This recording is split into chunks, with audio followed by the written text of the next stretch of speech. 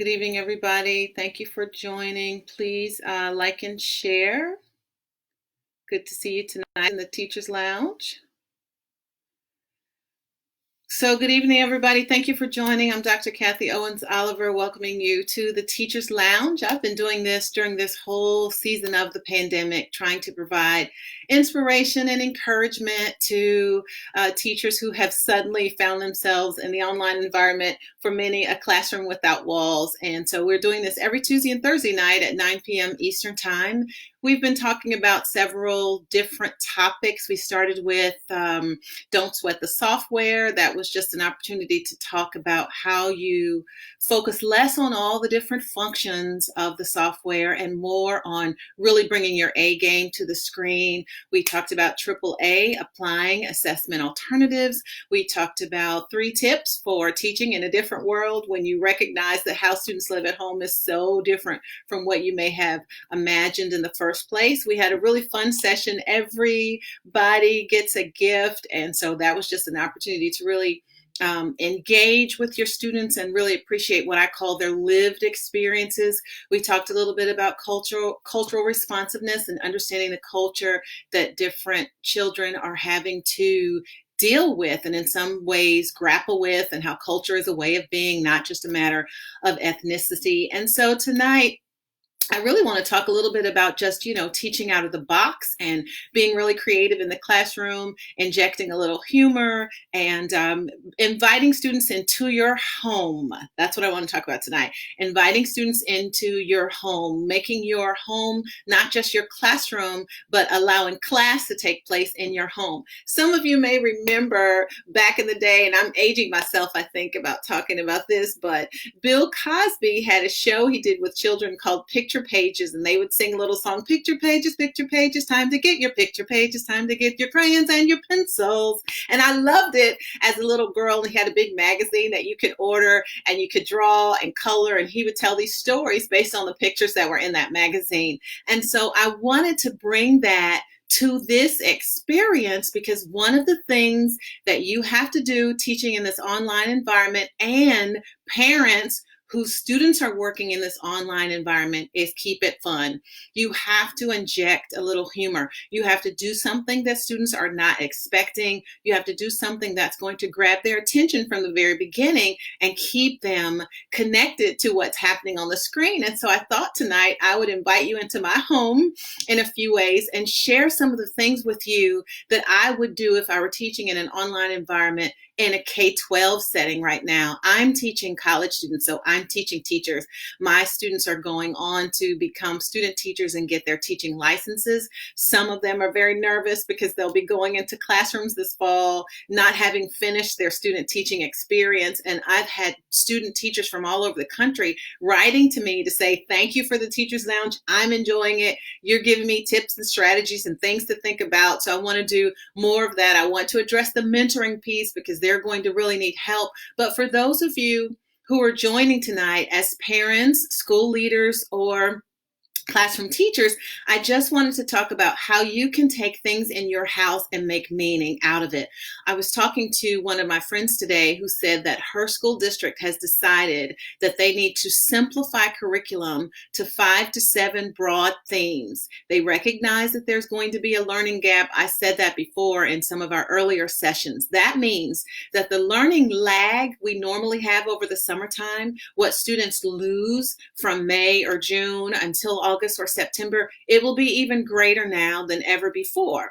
So the learning gap is something that teachers will have to grapple with at the beginning of the school year. But you're dealing with it now because they didn't finish the last 60 to 90 days of the school year, or in some cases, or many states, they're not going to finish it. So you have to kind of simplify what's happening in the classroom to what students can remember. You may have heard me say, if you've been joining me earlier in this series, that the focus is not on what you have students doing, it's on what you have them learning. And if they can articulate to their parents at the end of a day or the end of a week what they've learned, then you've been successful, you've been effective. You don't have all your tools and tricks and strategies and learning games and manipulatives and materials hanging on the walls that you had in your classroom. Everybody knows that. The students know that. Parents know that. So you have to really keep it creative. And my recommendation is just bring students into your house. I was going to start this tonight by wearing a big red hat, but where did I put it? But I didn't have the guts. But I would start a class with this hat on. I'm so afraid of what my hair would look like when I get done with this part of the presentation. But if they turn on the screen and you're on early and you're sitting there reading a book, you've got glasses on the end of your nose, you look like Celie from The Color Purple, they are going to pay attention to what you're doing. Just the fact that I have this hat on. There are people joining this live stream right now who are themselves wondering, what is she doing? That alone is a hook for your students. I'm not sure how my hair is going to look after this, but that's just an example of how you have to do something different and creative. I don't care what your content is, whether it's kindergarten, fifth grade, seniors in high school, you have to do something creative to bring them to the screen. So just use the normal stuff in your house and figure out how to connect that to class. The red hat I just had on could be used for symbolism. I taught a narrative class at one time, a narrative fictional story in class one time for ninth graders called The Hat. I had my students wear a hat to school that day. You could have your students do that and show up on the screen and talk about what's on their hat and why it's meaningful to them. That's just the lesson starter. You're going to later connect that to something else. In addition to that, you'll find out a little bit more about them, and then they'll find out about you and be able to engage with you in several different ways. So I started with the hat. I could use that hat, like you heard me say, teach several different things. Here's another example. Can you see this? Electrolyte fizz is what it's called. It may not show up in my light very well. So during this pandemic season, we're trying to keep our immunity boosted. I have my elderly mother staying here with me, so she's drinking this every night. My husband and I are alternating days. We're not doing it every day. We're also doing emergency. That's just an example of something to, somebody's telling me to change my camera.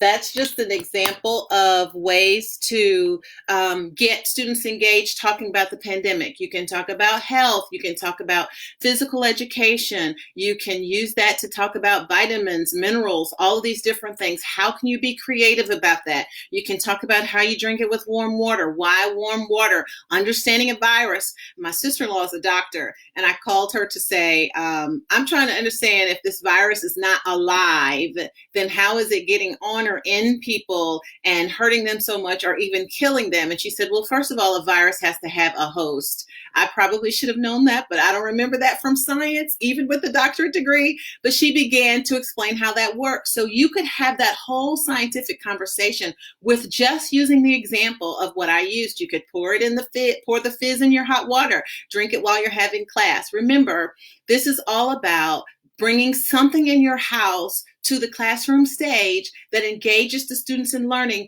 to make them keep coming back. One of my friends, who shall remain nameless, said to me that midway through her lesson, and sometimes just a few minutes, the students are just gone. She said that one time she was yelling at the screen, hey, come back, come back. That's pitiful. So we laugh together, but you have got to do something more than just didactic instruction that's going to make them sit and stare at you on the screen. I said that last week. When they're watching the screen, they're watching a movie, they're watching something fun, they're watching cartoons or whatever. So you can't just show up giving your important critical lesson and sharing your 3 objectives and telling everyone you better pay attention. I mean, that's just not going to cut it in this day. And I said already, you may not cover everything in the curriculum, but what are they actually learning? Can they articulate it? Can you articulate it? And what can you do creative? So this is just good old-fashioned show and tell your story. That's what the focus is on. Show and tell your story. If you're a good teacher, if you're an effective practitioner, if you're a good parent, that means you know how to tell a good story. I don't just mean a bedtime story, but that works. But you have to be able to tell a story in such a way that students gravitate to the beginning, middle, and end. They want to know where this is going. I remember introducing a novel to my students once, and I said, oh, this book is delicious. You're going to love this book. The book was called The Pig Man by Paul Zindel. It was about some high school students who skipped school to hang out with this elderly man, and they would go on all of these daily adventures, this small group of 2 or 3 teenagers who were supposed to be in school. So they skipped school and they hung out with this elderly man in their neighborhood that they just thought was interesting. They went with him to the grocery store. They went with him to the post office. They went skating. They went to the park, the beach, wherever. He was just this interesting guy that he became a friend to them.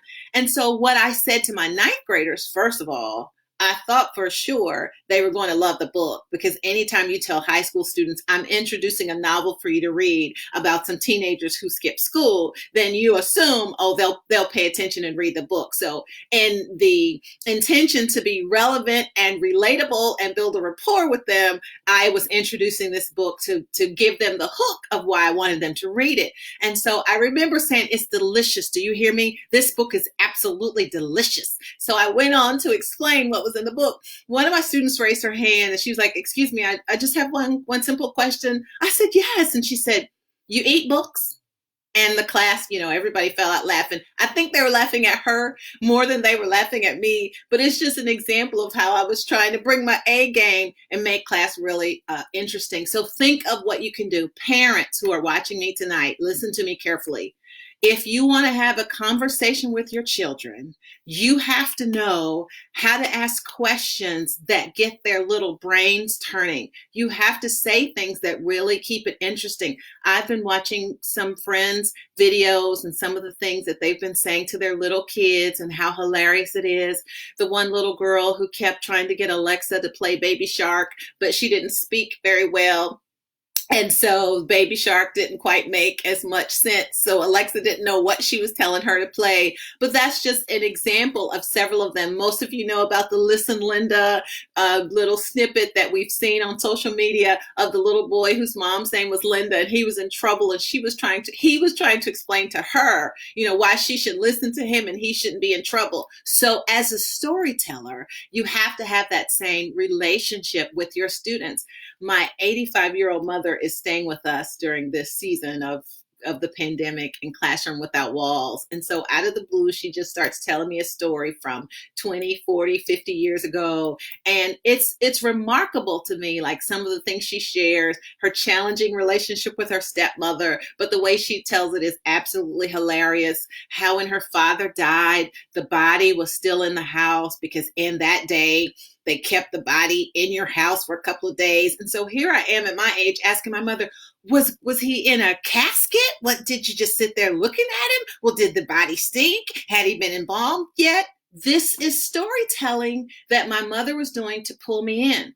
If your teenager is now home from college or just at home because school is out, you're not going to have the kind of conversation you would have had with them at 5 years old or even 12 years old. And you know that. So what can you talk about that's different, that they are interested in, that's relatable to their lives today? So for teachers now, think of the old-fashioned show and tell. Show and tell your story. You saw me use the hat. What can you show that is in your house that is appropriate, that you can share with your students? So this is my favorite tea.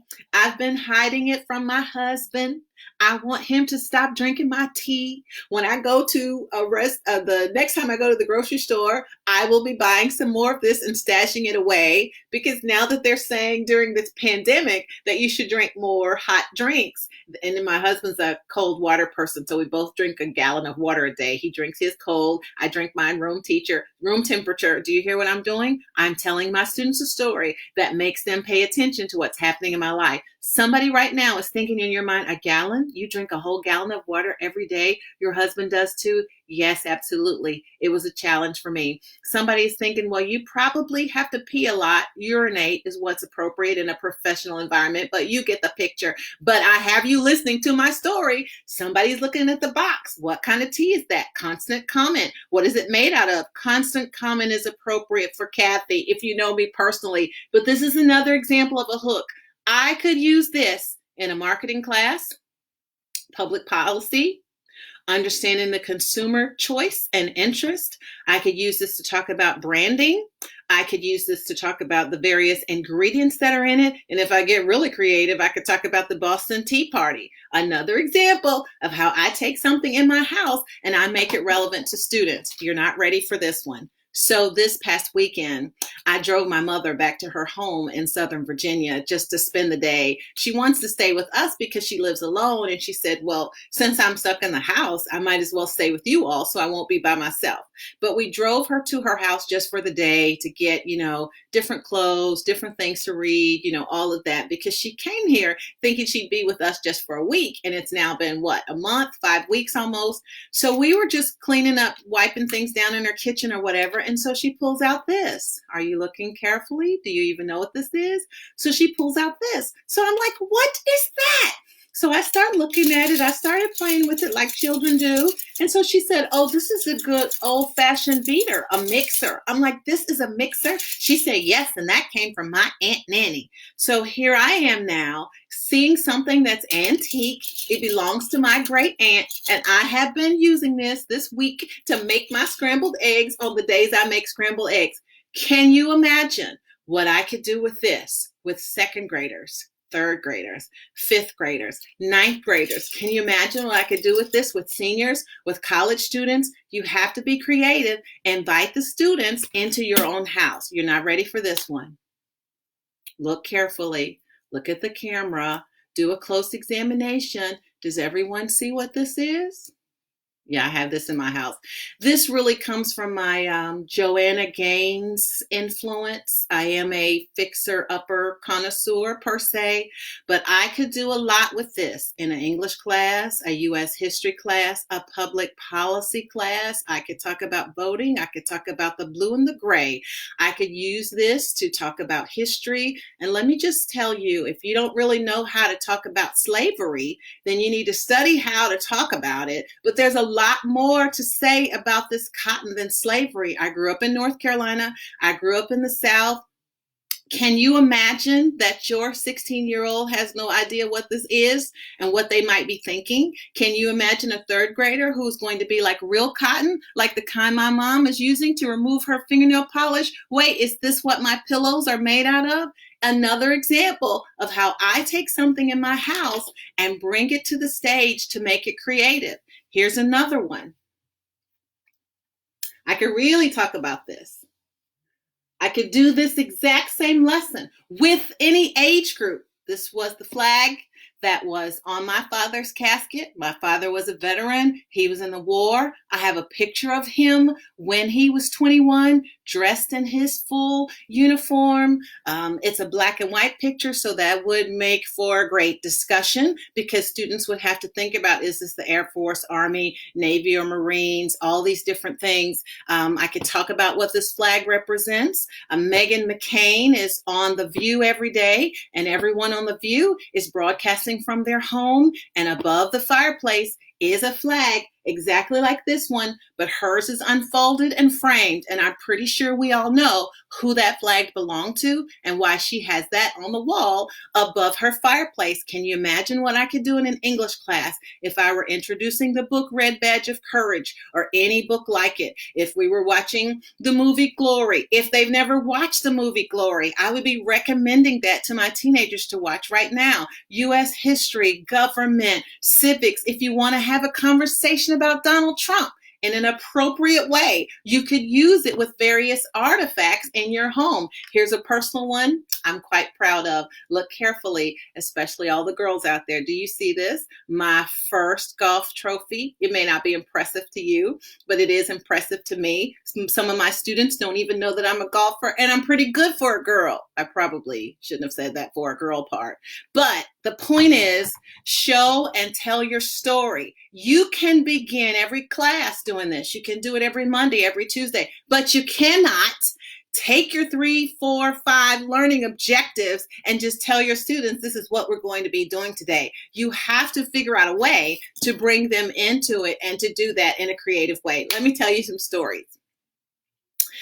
When I was, in my 3rd year of teaching, I got to be careful how I tell my own teacher stories, because last week some of my students joined the Teachers Lounge and wrote their feedback in the comments. And so one of them wrote, You are still so amazing, and that made me feel so good. And I still remember that student, Lakia. And then another student of mine, Ryan, who is now Pastor Ryan, wrote favorite teacher ever. And as I was reading the comments, I just felt so good that I still had this impact on them, because if you joined me during the earlier part of the series, my high school teacher was one of the people listening to these in the teacher's lounge. Things that I'm doing, videos. So to have my own students do that meant a lot to me, because it brings everything full circle. But I have these great stories from teaching to share that both helps other teachers and parents. I remember I had a student, rest in peace. I'm dedicating the book I'm writing now about school improvement. I'm dedicating it to this student. But he came in my class dressed in grunge. Some of you probably don't know what that means. And he was wearing black lipstick, black fingernail polish, all black clothes, and he refused to sit in his seat. So I had assigned seats only the first week of school. After I got to learn everybody, they could sit where they wanted to. So in my class, they sat at a different desk, anytime they wanted to. That wasn't a thing for me. If you're the straight row kind of teacher, I'm sure you're having a difficult time now in the online environment. But I had that organized chaos kind of class that made learning fun. So after a few days, I never said anything to him, because I could look at him and tell he wanted to be different. He wanted to be outstanding, and he just wanted me to say something to him. So I never really paid any attention to it. I always let him sit in the wrong place. And after the first couple of weeks of school, he came to me after class to talk about why I hadn't noticed all of his intentions to try to catch me off guard and throw the lesson off. And I just said to him, I figured you were an artist. He's like, a what? I said, I figured you were an artist. Just when you came in here, the whole abstract look and everything, I figured you were an artist. We went on to have a really great relationship. I found out that he came to my first period class every day. And then after my class, he went home. So I found out, and maybe 5 weeks into the school year, that he wasn't enrolled in school because he'd only been coming to my class. I went to talk to him one-on-one, and he said, my plan is to drop out and get my GED. So that's why I'm just coming. I said, well, if you're going to drop out, why are you just coming to my class? He said, because I like it. And then a few weeks after that, his parents reached out to me, and they said, we haven't seen him read a book in a year. We didn't see him do any homework last year. And they shared with me some personal things that he was dealing with. But in any case, I was making learning fun and interesting, and he showed up so he could see what I was doing next. So I'm encouraging all of you parents, if you're in the kitchen cooking, get your child involved. If you're doing yard work, get your child involved. If you're cleaning out your closet, get your child involved, regardless of what their age is. Get your teenager to come in your room and sit on the bed and talk to you while you're organizing your closet or folding a load of clothes. Or if ever there was a time for families to come together, this is that time. But if you think you're going to get your child to really engage with you, it may not happen unless you're a really good storyteller. How can you impart life to them? Do you even remember when you were in 7th grade? What were some of the mistakes you made? Adele Harris, author of Refuse to Lose, nationally known basketball coach now, got a basketball scholarship when she was in high school. She was one of my students. And I remember one day she yelled down the hall. I was standing in the hallway as between bells, per se, waiting for the next class to start. And she yelled down the hall, yo, Miss O, you need to lose the leopard pants. And I thought I was looking really cute. I mean, head to toe, that was back in the day. So I had the beret around my head, and it was leopard, and I had the leopard earrings like these I'm wearing now, and I had this shirt that had leopard patches all over, and I had on my leopard pants, and I thought I was really cute. I may have had matching flat shoes from Walmart that were leopard print as well, but I'm not sure. I had this matching thing going on for a long time. But when she said to me, lose the leopard pants, I didn't even get embarrassed. I just burst out laughing, and so did everyone else in the hall. But I learned. You have to do something different that students are not expecting to get them involved in the lessons and the learning. So let me just end with this. This is one of my favorite books. I use this for my student teachers. I require them to read it. One of my students did fail an assignment because they thought this was a joke. It wasn't a joke, the real thing. So this is the Dr. Seuss book, Hooray for Diff and Do for Day. It talks about not just differentiated instruction, but instructing in such a way that it is different different, being able to do something different in the classroom that gets students' attention. We're turning the corner now with this time away from our classrooms. If you're doing the same thing you were doing when you first started in this online environment, it's going to get very old and stale to all age groups from all backgrounds, rural, urban, affluent families, high poverty situations. It's going to get old for you to just show up and be the same person every day. So you have to switch it up. You have to keep it creative. Don't you do that in your personal life. Don't you do that with the foods that you're eating. Don't you do that in other capacities of your life. You just want to change. You just want something different. So in this book, Hooray for Diff and Doofer Day, it's about this teacher named Miss Bonkers, and she does things differently in a way that not only hooks and draws her students' attention, but is able to hold on to it. And the author of the book is a student. It's probably not a book per se I encourage you to read necessarily to students, but they would enjoy it because they want school to be fun and creative. But at the same time, it's a great book for you as a teacher. It's a great book for parents to give teachers as a gift. And it's a perfect book that I've been using with my college class of students who want to be teachers. So the author in this book is one of the students, and he says, I think we're learning lots of things not taught at other schools. Our teachers are remarkable. They make up their own rules. My teacher is Miss Bonkers, and she's as bouncy as a flea. I'm not sure what she teaches, but I'm glad she teaches me. And so the book goes on to show all these different things that they are doing at the Diff and Doofer school. And so in this age of show and tell your story, you just have to be sure that you're doing something different and doing something creative that attracts students' attention. So I need to take some questions. A few people wrote to me, and I want to make sure that I respond to the different things that you were asking about. One parent wrote to me and said, my child's teacher is boring.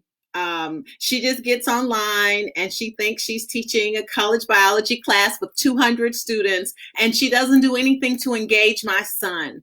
And I really wrote back and said, maybe she doesn't really know your son. And so in an appropriate, professional, and kind way, you need to say that. And you need to tell her to join in the teacher's lounge. But this is an outcry on behalf of parents. Listen, teachers, you heard me say, give yourself a break. But also you've got to do something to make class interesting and fun for your own good, not just for your students. So I said to the teacher, the parent, you have to contact the teacher. Listen, even though we're all in an online environment, doesn't mean that you stop communicating with teachers and principals. So you still need to make sure that you communicate with them and stay connected about what's going on with your child. You need to pay attention with whatever their struggles are, whatever they're being distracted by, whatever's happening in the home that could be grabbing their attention. And you want to make sure that you have that conversation with the teacher. Teachers, I've told you over and over, if you didn't know your students as individuals before, you need to know them as individuals now. You need to know what they're interested in. You need to know what they like and don't like. You need to know what they're paying attention to. Another person reached out to me and she said, I'm struggling with a couple of my students who they know their letters and sounds and blends, but they can't put them together in a sentence. They know the letters individual, C-A-T. When you put them together, they know that it's cat. But when they read the sentence, my cat likes to play with yarn, then they don't have an understanding. So that's a reading comprehension issue. And I began to share with her reading comprehension strategies. It's difficult now that you can't do a lot of work with your students one-on-one because they're all in this online environment together. So set up small groups, group chats, set up individual Zoom or WebEx or Canvas or Blackboard or Google Classroom, whatever you're using, TK20. I'm familiar with all these platforms. I'd be happy to help you if you need a tutorial, but set up one-on-ones with your students so that you'll get to know and get to understand these kinds of things. And please, can I end by saying this? Write. I don't care what grade they're in, K through 12, college students as well. Your students need to be writing. Writing is how they articulate their thoughts. Writing is how they explain that they are what they've gotten out of the lesson. Writing is what they do to stay engaged in learning. They need to be writing. So make sure throughout the day or during class, parents as well, that they are writing something. Have them write your grocery list, parents. Have them write a letter to the elderly parent who lives alone or they're in a nursing home or what have you. This is a great time to be writing letters and sending cards and not just sending an email or a text. Make your students sit down and write a letter. Make your children write a letter. Have students write a paragraph of what something reminds them of. Have them do show and tell. Bring something to the screen that represents something in their family and have them write about what that means. Have your students write about what they're thinking when you're just sitting there in a big red floppy hat. Have your students write in the chat box what it made them think of, what they think is interesting about it. Have them write a description of it without using the words red or hat.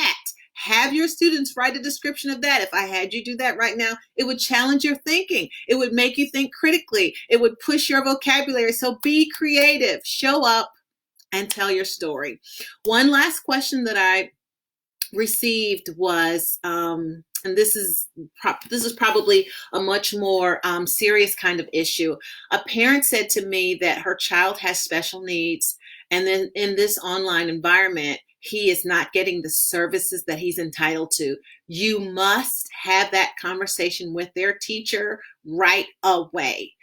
Sometimes the challenge could be that because of this environment, the people and the processes by which your son may have received the special services are certainly not set in place. Schools and teachers don't have some of the touch points that they had in the school building to be able to serve your son in a different way. But you do have to have a conversation with that teacher about what his or her needs are and what you can do to accommodate him in this kind of an environment, what both the modifications of learning and assessment as well as the accommodations would look like. So again, if you want to reach out to me and ask me direct questions that you don't necessarily want to write online, I'm not seeing a lot of questions online, but I'm getting really good feedback. No, Wendy, you cannot have my hat.